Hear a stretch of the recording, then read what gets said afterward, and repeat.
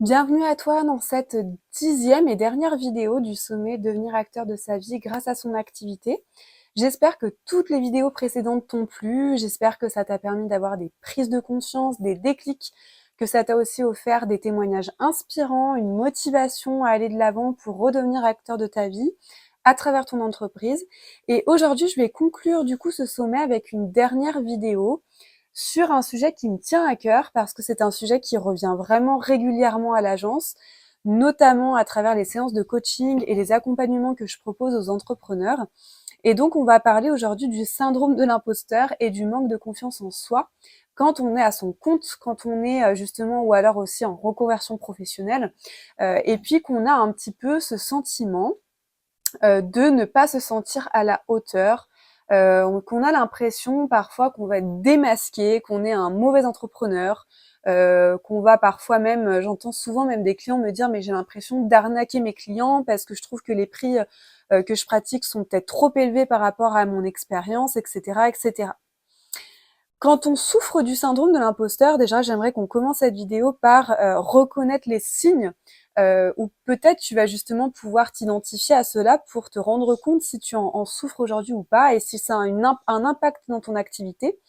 Eh bien déjà, la première chose, c'est que vraiment, tu vas minimiser toutes tes réussites professionnelles. C'est-à-dire que tu vas dire oui, bah c'est bien, mais bon, quelqu'un d'autre aurait pu le faire à ma place, ou alors c'est normal de réussir telle ou telle chose, ou alors bah c'est vraiment normal d'avoir des retours positifs auprès de mes clients, c'est la moindre des choses, etc., etc. C'est-à-dire que tu vas vraiment minimiser le fait que cette réussite-là t'appartient et c'est grâce à toi que tu peux avoir ces retours clients ou c'est grâce à toi que tu as pu justement en arriver là, c'est grâce à tes compétences, c'est grâce à ta façon d'être, c'est grâce à ce que tu as appris, c'est grâce à ce que tu as mis en place, ce que tu as expérimenté, etc. Deuxième chose, c'est la peur d'être démasqué. Donc c'est un petit peu ce que je t'ai dit juste avant, c'est la peur de d'arnaquer tes clients, de pratiquer des prix trop gros, de toujours te poser mille et une questions sur est-ce que mon client va pas dire que je suis une imposteur ou est-ce qu'il va pas dire que je suis pas assez experte en ce domaine-là pour l'accompagner, etc., etc. Troisième point, c'est tout ce qui va être en lien avec la surcompensation. La surcompensation, c'est étant donné que tu minimises tes réussites, étant donné que tu penses que tes clients vont te démasquer, eh bien tu surcompenses, c'est-à-dire que tu travailles énormément chaque jour, ou alors tu enchaînes les petites actions et tu te surmènes, tu fais du surmenage à travers ton activité parce que tu veux te prouver quelque chose ou tu veux prouver à tes clients qui tu es, la valeur que tu as, l'expérience que tu as. Et puis il y a aussi un petit peu ce qu'on peut voir en ce moment, et peut-être que c'est ton cas, c'est ce que j'appelle le syndrome de l'entrepreneur du bien-être. C'est une personne qui va constamment se former, qui va constamment faire des formations, et elle va se dire, bah quand j'aurai ce diplôme-là ou quand j'aurai cette formation-là, ça y est, je me sentirai enfin légitime pour développer mon activité ou pour me lancer à mon compte ou pour me sentir assez à l'aise, je sais pas, pour présenter, créer tel accompagnement, etc., etc. Alors effectivement, c'est super de se former et d'ailleurs quand on est entrepreneur du bien-être, c'est quand même bien de voilà de se tenir au courant de ce qui se passe en ce moment, de se reformer, de enrichir ses connaissances et c'est même une passion et ça devient un plaisir. Moi je dis toujours que c'est un peu l'histoire d'une vie quand on se plonge là-dedans. Mais par contre, il faut pas enfin il faut identifier si tu te formes pour apprendre, pour enrichir ton expérience, ton activité professionnelle ou est-ce que tu te formes en te disant, ben, grâce à ce diplôme, grâce à cette formation, après, ça y est, je me sentirai enfin prête pour, je me sentirai légitime pour, etc. Et ça, c'est des fausses croyances, ça n'arrivera pas parce qu'en fait, tu enchaînes les formations, tu veux juste te prouver à toi-même et prouver aux autres quelque chose, mais en fait, c'est pas ça qui fera qu'à un moment donné, tu te sentiras plus légitime pour développer ton activité, etc. Et puis, il y a tout ce qui est l'isolement professionnel, c'est-à-dire que tu n'oses pas demander de l'aide, donc tu vas t'isoler, tu vas éviter de parler à ton entourage de ce qui se passe en toi, tu vas éviter aussi d'en parler à tes confrères par honte, par pudeur, etc.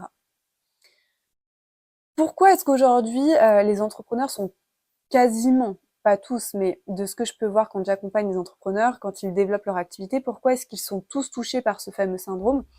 Bah, je dirais que déjà la première chose, c'est parce que quand on est entrepreneur, mine de rien, et qu'on sort aussi d'un salariat, d'un cadre salarié, on doit endosser 1000 et une casquettes. On doit endosser la casquette de la comptable, pour ceux qui n'ont pas de comptable, mais on en fait toujours un peu quand même, de la personne qui va faire toute la paperasse administrative, de la personne compétente en ton métier, de parfois même la psychologue avec tes clients, de la communicante, de la marketeuse, la femme qui sait parler devant un public, qui sait parfois manager une équipe, etc., etc. On endosse plein de rôles et de casquettes différentes. Et ça peut vraiment être inconfortable quand on n'a pas l'habitude, quand on rentre justement dans le pied de l'entrepreneuriat et qu'on a du mal avec les responsabilités, puisqu'il faut aussi savoir que quand on est entrepreneur, on a une responsabilité totale sur tout ce qu'on fait, sur toutes nos prises de décision, sur tout ce qu'on va dire, sur tous nos choix, sur toutes nos actions, sur tous les résultats qu'on a. Et donc forcément, quand on touche à la responsabilité, quand on touche au fait de sortir de sa zone de confort, qu'on doit aussi développer toute la visibilité de l'entreprise, donc parfois se montrer, parler en public, parler de soi, parler de son activité, parler de son expérience, parler de sa valeur ajoutée. Et quand on doit aussi évoluer constamment, toujours se remettre en question, etc., ça peut être hyper inconfortable et c'est ce qui peut aussi t'amener vers un syndrome de l'imposteur et un manque de légitimité. Le syndrome de l'imposteur, en fait, il peut vraiment se développer soit par rapport à des expériences passées que tu as eues, et ça c'est d'ailleurs dans la plupart des cas, il se concrétise comme ça, c'est un concept en fait que ton cerveau invente, par rapport à des expériences que tu as eues et qui ont fait un petit peu baisser ta jauge de confiance en toi, qui ont impacté aussi d'autres choses, ta place dans le monde, qui tu es, ton identité, etc. Et qui font que ton syndrome de l'imposteur va se dévoiler, va se mettre en lumière quand tu vas être confronté à certaines problématiques dans ton activité. Et puis sans t'en rendre compte, parfois ton inconscient et tes actions, tes choix que tu vas prendre vont même, on va dire, augmenter ce syndrome de l'imposteur, vont continuer à l'alimenter et à le faire grandir et grossir dans ton inconscient. Et les conséquences de tout ça, c'est quoi ? C'est que très souvent, tu n'oses pas appliquer tes tarifs que tu avais fixés au départ. Donc tu fais des tarifs hyper bas, parfois tu fais des remises, parfois tu offres trop parce que tu as toujours peur de ce que ton client va penser ou va dire. Souvent tu vas manquer de visibilité puisque tu n'oses pas communiquer, tu n'oses pas te rendre visible, parfois tu n'oses pas prendre la parole, tu n'oses pas vraiment parler, te positionner sur des choix, parler de toi, parler de ton expérience, parler de ton activité professionnelle et donc te mettre en avant. Ça peut être aussi des peurs, des blocages qui vont se manifester tout au long de ton activité et qui vont t'empêcher d'avancer, qui vont te paralyser. Ou au contraire, ça peut être l'effet inverse, il y a d'autres personnes qui souffrent d'un syndrome de l'imposteur et qui vont plutôt être dans un surmenage, qui vont mettre en place plein d'actions parce qu'elles sont vraiment paniquées et qu'elles savent plus trop quoi faire avec ça. Il y a aussi un espèce de manque de crédibilité, c'est-à-dire que tu as toujours l'impression d'être jugé, tu as toujours l'impression de pas être crédible dans ce que tu dis, dans ce que tu fais, dans ce que tu proposes en termes de communication. Et tout ça fait qu'à un moment donné, forcément, ton activité va être vraiment impactée à cause de ce syndrome de l'imposteur, à cause de ce manque de confiance en soi, et ça va impacter du coup tes choix, tes actions, la communication que tu vas faire autour de ton activité, ce que tu vas dire oralement, et donc ton chiffre d'affaires et l'augmentation du nombre de clients que tu peux avoir. Après, il y a quand même des côtés positifs sur le syndrome de l'imposteur. Les côtés positifs, c'est que très souvent, ces personnes qui en sont victimes vont toujours se remettre en question, vont toujours vouloir se former et donc s'améliorer, vont toujours aussi demander de l'aide. La plupart des personnes qui souffrent de ce syndrome-là vont justement avoir une grande aisance à, pas tous, il y en a c'est l'inverse, mais certains vont avoir une grande aisance à aller demander de l'aide, à se faire accompagner, à se faire coacher, etc., etc. Du coup, à travers cette vidéo, j'aimerais justement te proposer une méthode, un exercice que tu vas pouvoir justement intégrer tout de suite dans ta routine si tu manques de confiance en toi ou si tu souffres d'un syndrome de l'imposteur. Tu pourras mettre d'ailleurs pause sur la vidéo si tu veux faire l'exercice en même temps parce que tu verras qu'il y a plusieurs items et tu peux soit les intégrer tout de suite dans ta semaine, dans ta routine, soit les faire tout de suite immédiatement. Cette méthode, je l'ai appelée la méthode Transform. Le but, c'est que ça te permette de transmuter ton syndrome de l'imposteur et ton manque de confiance en toi en quelque chose de brillant qui va te permettre et te servir d'améliorer ton activité, de la faire grandir et surtout de te sentir mieux intérieurement. Transforme pourquoi? Parce que déjà dans le T, il y a le mot traquer. J'aimerais justement que tu essayes de traquer toutes tes pensées automatiques, toutes tes pensées en fait qui viennent à un moment donné dans ton activité, quand tu es en train de faire quelque chose, quand tu es en train de... C'est le moment d'annoncer ton prix à ton client, ou c'est le moment de prendre la parole en public, ou c'est le moment de poster un post sur les réseaux sociaux. Essaye de noter toutes les pensées automatiques qui te viennent à ce moment-là, mais surtout de te demander quelle preuve j'ai à travers cette pensée. Par exemple, quand tu postes, tu veux faire un post sur les réseaux sociaux, tu t'as fait ton réel où tu parles, tu te mets en avant, etc. et tu parles de ton activité. Et au moment de le poster, tu te dis non mais en fait, je me trouve pas belle, mais en fait mon discours ça va pas du tout, mais en fait je suis qui pour dire ça, mais en fait qu'est-ce que vont penser les gens de moi, mais peut-être qu'ils vont dire que je suis pas assez formée, que j'ai pas assez d'expérience, etc., etc. Quelle preuve as-tu de ce que tu avances? Essaye de faire cet exercice pour transformer tes pensées. Deuxième item, c'est le R de transforme. Et le R de transforme, c'est déjà essayer de redéfinir l'échec. Parce que souvent, quand on est victime d'un syndrome de l'imposteur, eh bien, on a une vision de l'échec qui est très négative. Même si on sait intérieurement que l'échec fait grandir, ben ça arrive souvent que on ne l'applique pas pour soi.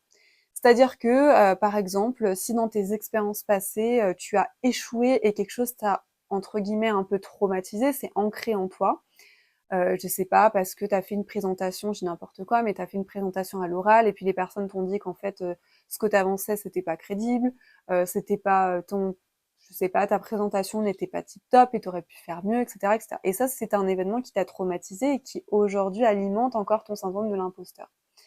Bah, j'aimerais justement que tu notes et que tu prennes le temps de te poser ces 5 questions.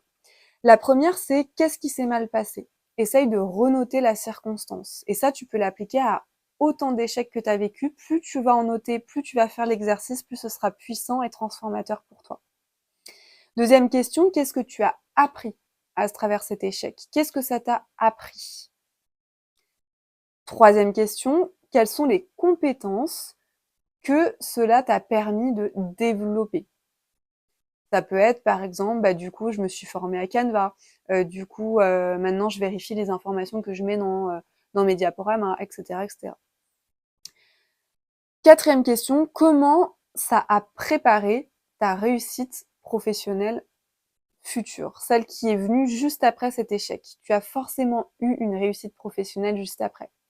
Et essaye justement de réfléchir à comment est-ce que cet échec t'a permis d'arriver à cette réussite professionnelle. Parce que tu vas voir que tout échec nous apprend beaucoup, beaucoup de choses et nous permet aussi de tendre vers des futures réussites professionnelles. Et dernière question, qu'est-ce que tu feras de différent la prochaine fois? Ensuite, on passe au A, le A de ancrer les réussites. Et ça refait un petit peu le pont avec la lettre juste précédente. Pourquoi est-ce que ancrer les réussites? Parce que c'est important aussi que tu puisses t'autoriser à célébrer tes réussites, même si elles sont toutes petites. Même par exemple, je sais pas, tu as réussi à faire ta déclaration de TVA ce mois-ci alors que tu pensais que ça allait être compliqué, tu as réussi, c'est une réussite. Tu as réussi à atteindre ton objectif, tu as réussi à vendre tant de prestations, tu as réussi à prendre la parole devant un public et à parler de toi. Note toutes tes réussites parce que tu vas voir que ça va vraiment rééduquer ton inconscient et ça peut vraiment te porter et te propulser pour refaire augmenter ta jauge de confiance en toi. Et ça passe aussi par ça. Et souvent on l'oublie, souvent on se dit que oui, bon, c'est pas très important, oui, bon, j'ai réussi, mais bon, tout le monde réussit ça, etc. Ou alors c'est quand on parle de réussite, souvent en France, on s'attend à une énorme réussite. On s'attend à un truc de dingue, on s'attend aux millions de chiffres d'affaires, etc. Faut aussi savourer les petites choses de la vie et savourer des réussites qui nous sont propres, mais qui peut-être que pour le voisin, cette réussite-là, c'est rien, mais pour nous, c'est peut-être énorme. Parce que pour nous, ça nous a demandé énormément d'énergie. Ça nous a demandé d'aller chercher en nous beaucoup, beaucoup, beaucoup de compétences, beaucoup de valeurs, beaucoup d'énergie, beaucoup de force intérieure, beaucoup de courage, beaucoup de confiance. Et donc peut-être que cette toute petite réussite pour ton voisin sera une énorme réussite pour toi. Donc, faut aussi s'autoriser à écrire sur le papier, à célébrer les réussites qui même sont minimes, mais qui pourtant te portent, te propulsent et justement te permettent de prouver à ton cerveau et à toi-même que tu es capable de faire ceci ou cela. Ensuite, dans Transform, on a le N. Donc le N, c'est normaliser l'incompétence. Pourquoi? Parce que c'est normal de ne pas tout savoir. C'est normal que en tant que, j'ai n'importe quoi, naturopathe, tu ne saches pas tout sur le corps humain. C'est normal que, en tant que coach professionnel, tu ne saches pas tout sur le coaching. C'est normal que, en tant que, j'ai n'importe quoi, esthéticienne, tu ne saches pas tout sur les poils, sur la pousse, sur la peau, etc. C'est normal. Personne n'est parfait, personne ne connaît tout par cœur, et c'est même hyper important de savoir reconnaître quand on ne sait pas, de savoir reconnaître quand on sait, et de savoir aussi reconnaître quand on a encore besoin d'évoluer et d'apprendre, et ça fait partie du chemin d'entrepreneur. Faut vraiment que tu arrives à comprendre et à faire comprendre surtout à ton cerveau que tu ne pourras jamais tout savoir. Et même un médecin ne sait pas tout. Un médecin va, quand tu vas voir, je sais pas, ton médecin pour un problème, je sais pas, lié à une entorse à la cheville, ton médecin va te réorienter vers un spécialiste. Quand tu vas chez ton médecin pour un problème ORL, ton médecin va te réorienter vers un spécialiste parce qu'il ne peut pas tout savoir sur le corps humain, c'est impossible. Et qu'il va du coup t'emmener et justement t'orienter vers des personnes qui sont spécialisées dans ce domaine-là et qui vont justement avoir beaucoup plus de compétences que lui dans ce domaine-là. Et la plupart n'ont pas peur de le dire, la plupart n'ont pas peur justement de réorienter des personnes et de dire à leurs clients, bah ça, je suis désolée, mais je ne le sais pas. Ça sort de mon cadre de compétences. Par contre, je peux peut-être faire rechercher des informations là-dessus ou peut-être me former, mais du coup, en attendant, je te réoriente vers une personne qui connaît plus ce sujet que moi. Et encore heureux qu'on ne sache pas tout, parce que sinon ce serait pas drôle, sinon la vie serait vraiment ennuyante et on se ferait tous chier à mourir, parce qu'on connaîtrait tout sur tout, et il y aurait plus d'unicité. Ensuite, le S de switcher. Switcher, pourquoi? Parce que j'aimerais justement que tu te permettes et t'autorises de switcher cette question-là de suis-je assez bon dans mon domaine? Suis-je assez forte, assez compétente? Suis-je assez ceci ou cela dans mon activité professionnelle? J'aimerais que tu switches cette question que tu te poses tout le temps en comment servir mes clients? Comment est-ce que je peux servir mes clients? Comment est-ce que je peux aider mes clients? En fait, en faisant le parallèle entre les deux, en switchant de est-ce que je suis assez bon pour à comment est-ce que je peux aider mon client, tu te permets justement de voir la problématique qui pour toi en est une, peut-être que pour les autres n'en est pas une, mais en tout cas à l'instant T pour toi en est une.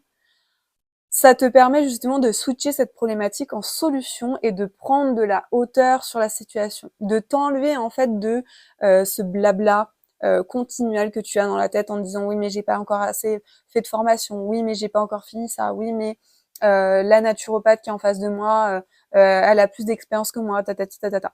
Quand tu transformes cette question-là dans ton esprit, tu te permets et t'autorises justement de sortir de ce cadre négatif et d'intégrer un nouveau cadre positif qui va te porter et te permettre d'avancer, de cheminer, de mettre en place de nouvelles actions qui vont justement te servir dans ton activité professionnelle.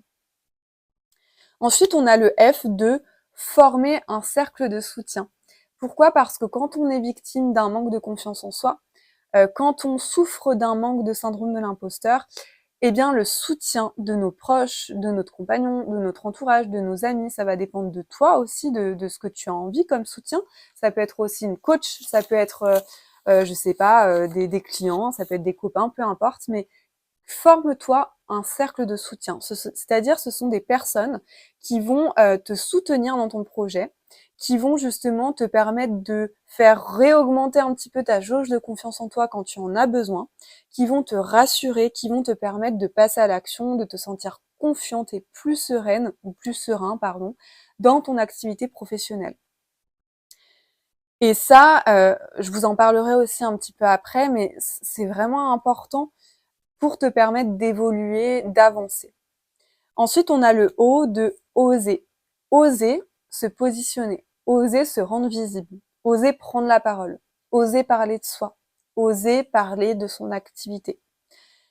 Si aujourd'hui tu ne sors pas un petit peu de ta zone de confort et que tu n'oses pas, ça va être très compliqué de développer ton activité professionnelle. Parce que quand tu es entrepreneur, quand tu es à ton compte, tout repose sur toi. C'est-à-dire que si tu ne décides pas aujourd'hui de communiquer, de te rendre visible, d'aller chercher des clients, personne ne le fera à ta place. Donc c'est important de travailler sur toi, de travailler sur tes blocages, sur tes peurs pour réussir à oser pleinement communiquer, te rendre visible, etc. Ça veut pas dire que pour oser et pour réussir à vivre de son activité, il faut avoir 100% confiance en soi, un ego surdimensionné, faut être bien dans ses baskets. Non, parce que aujourd'hui, je pense que 90% des entrepreneurs n'ont pas une jauge de confiance en soi à 100%, ne sont pas tous bien dans leur corps, dans leur basket, etc. C'est pas ça que je veux dire, et heureusement. Ce que je veux te dire, c'est simplement qu'il faut que tu transmutes ces peurs qui aujourd'hui te paralysent et t'empêchent d'avancer pour justement pouvoir au minima, petit à petit, pas après pas, aller vers cette réussite professionnelle, vers cet objectif que tu veux obtenir dans ton activité. Dans Transform, on a le R de ritualiser la confiance, ça c'est quelque chose que j'adore. Ritualiser, c'est surtout pour te rassurer. En fait, avant un rendez-vous client, si tu manques de confiance en toi, si tu as peur du jugement de l'autre, si tu as peur d'annoncer ton tarif, de parler, je sais pas, de faire un devis, peu importe, crée-toi un rituel de sérénité, un rituel qui va te permettre d'être plus toi, d'être plus posée, d'être plus sereine quand tu vas être face à ton client. Moi, avant chaque séance de coaching, quand j'accompagne des entrepreneurs à développer leur activité, je prends 10 minutes pour me mettre en fait dans ma bulle. C'est-à-dire que je visualise une bulle, je me mets en sécurité, je me place à l'intérieur de moi, j'observe ma respiration, je reviens à moi, je reviens en fait à ma respiration pour me recentrer et pour faire baisser mon stress. Et une fois que je sens que mon stress est plus ou moins parti, une fois que je sens que je suis vraiment là, dans ma chaise, que je suis vraiment dans l'instant présent, eh bien là, je vais commencer à mettre en place, si tu veux, une espèce de routine, de rituel qui va me permettre justement de me rassurer avant que chaque séance. Donc moi, je fais des trucs un peu perso, justement, je demande, alors après c'est à toi de faire ton rituel un petit peu comme tu veux, ça peut être de la musique douce qui te guide, ça peut être une méditation guidée, ça peut être toi qui te crée ta propre routine, mais essaye justement d'instaurer un dialogue, un discours intérieur qui va te poser, te rassurer et qui va te permettre de trouver les mots justes quand tu seras devant ton client, en te disant que rien ni personne ne pourra justement te déstabiliser dans ton rendez-vous client. Rien ni personne ne pourra te mettre en insécurité. Rien ni personne ne pourra te mettre dans une situation inconfortable. Rien ni personne ne pourra augmenter ta jauge de stress. Rien ni personne ne pourra faire baisser ta confiance en toi. Et le fait de se répéter ces phrases-là, de te créer un rituel qui te convient, tu verras que tout de suite derrière, tu seras beaucoup plus présente dans ton rendez-vous client. Et au niveau même énergétique, au niveau de ta posture, au niveau de ta voix, au niveau du regard que tu vas porter vers l'autre, tout de suite, on va sentir que tu te sens bien, que tu es à l'aise avec ce que tu dis, que tout simplement, tu assumes qui tu es. Et ça va mettre ton client en confiance, qui va lui avoir encore plus envie de travailler avec toi. Et la dernière lettre, c'est la lettre de M, c'est mesurer tes progrès. Mesurer tes progrès dans le temps, observe tes réussites, observe tes échecs, observe là où tu dois encore évoluer. Essaye de te recalibrer tout le temps pour justement avancer et te dire, moi ce que je propose souvent à mes clients, c'est quand ils viennent en séance de coaching, je leur demande, si on travaille la confiance en soi par exemple, de me faire un verre d'eau et de me mettre aujourd'hui quelle est leur jauge de confiance en soi. Et puis après, quand on fait le bilan, on va regarder via les séances d'avant sur combien de pourcents la jauge de confiance en eux a augmenté. Et c'est assez incroyable parce que très souvent la jauge augmente très très vite grâce au travail qu'on met en place ensemble. Et ça leur permet justement de voir, de prendre de la hauteur et de se dire, ouais, en fait, depuis 3 mois, j'ai fait ça, ça, ça, j'ai réussi à faire ça, ça, ça, j'ai atteint tel objectif, etc. Pour conclure cette vidéo, en tout cas, j'espère qu'elle t'a plu. J'espère déjà que cet exercice va te permettre de transformer ton activité professionnelle, de transformer ton mental. Et si tu es intéressé, si tu as encore une toute petite minute, j'aimerais justement te présenter l'accompagnement que je propose pour entrepreneurs. C'est un accompagnement holistique, unique, que j'ai créé et qui permet en fait aux personnes que j'accompagne de travailler sur 2 piliers. Le premier, c'est ce que je viens de te présenter, c'est tout ce qui est en lien avec le développement personnel, ton mental. Tout ce qui est en lien avec tes peurs, tes croyances limitantes, tes blocages qui t'empêchent d'avancer, tes peurs, ta procrastination, ton manque de confiance en toi, ton manque de légitimité, etc., etc. Tout ça, on vient le travailler ensemble via des séances de coaching. Donc cet accompagnement comprend 6 séances de coaching de 1 heure à 1 h 30 qui peuvent se faire soit à l'agence à Saint-Jean-de-Maurienne, soit en visioconférence sur 6 mois, donc c'est une séance par mois, et qui permettent vraiment un travail en profondeur pour que tu puisses évoluer, te sentir plus serein ou sereine à travers ton activité, parce que je suis vraiment convaincue que 50% de la réussite de ton activité provient de toi, de ta posture professionnelle, de ton mental, et les 50% autres viennent de ta communication et de ta visibilité. Et du coup, c'est l'autre levier que j'ai intégré dans mon accompagnement à travers une formation en ligne qui est accessible à vie, il y a plus de 100 vidéos dessus. Je t'explique comment créer une communication qui va te permettre justement d'être aligné avec toi, une communication qui va te permettre d'obtenir de nouveaux clients, de vivre de ton activité. À l'intérieur, il y a plein de choses. Je t'invite à aller regarder le programme. Tu auras un bouton sous cette vidéo pour aller justement voir tout ce qu'il y a dans ce programme en ligne. Mais j'inclus aussi des vidéos sur le développement personnel, sur comment travailler sa relation à l'argent, sur tout ce qui est en lien avec la loi de l'attraction. J'ai inclus des tutoriels sur comment créer un podcast, comment créer une newsletter, comment utiliser Canva. Il y a une formation réseaux sociaux aussi qui est intégrée à l'intérieur. Dans cet accompagnement, donc en plus des séances de coaching de cette plateforme de formation en ligne, tu obtiens un carnet, donc c'est un agenda Woman Warrior qui te permettra justement de mieux t'organiser au quotidien. Et tu obtiens également ce que j'appelle un audio, c'est une capsule audio de 30 jours qui te sera envoyée après ta première séance de coaching. En fait, pendant 30 jours, je vais t'inviter à écouter ces 30 audios. Ce sont des tout petits audios qui durent vraiment pas longtemps, que tu peux intégrer très facilement dans ta routine, quand tu vas promener ton chien si tu as un chien, quand tu pars au boulot en voiture ou quand tu fais la vaisselle, peu importe. C'est vraiment des capsules audio qui vont te permettre en fait de travailler sur les bases, sur l'essentiel et qui vont remonter ta motivation, ta confiance en toi, ta sérénité et qui vont un petit peu te placer dans un nouveau chemin et qui va être le chemin justement de ton objectif du développement de ton activité et pour la plupart du fait de vivre de leur passion. Si tu as besoin de plus d'infos, n'hésite pas à me contacter. Je serai ravie d'échanger par téléphone avec toi à ce sujet. Tu as le prix de ce programme-là dans le bouton juste en dessous. Les paiements en 12 fois sont bien évidemment acceptés. En tout cas, merci infiniment d'avoir écouté cette vidéo et puis on se retrouve dans la saison, le volet numéro 4 de devenir acteur de sa vie l'année prochaine. Bye bye.